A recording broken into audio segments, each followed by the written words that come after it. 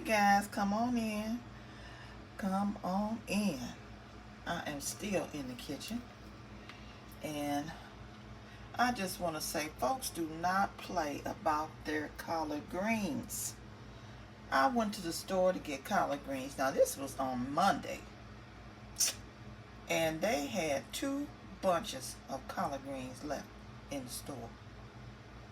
I had to dig up under the leeks to find these 2 bunches they had left.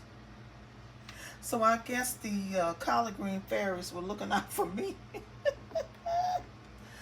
Honey, they didn't have ham hocks like I normally get them.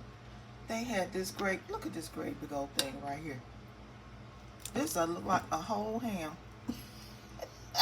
So after it cooks down and everything, and then I can cut it up.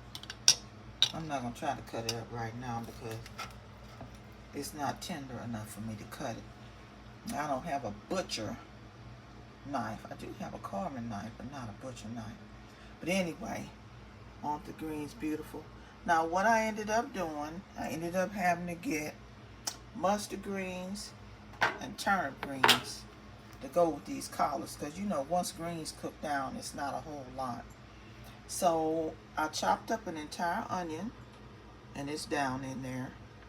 Put my greens on top, and then I put this big old piece of ham, shoulder ham in here, smoked is what they call it.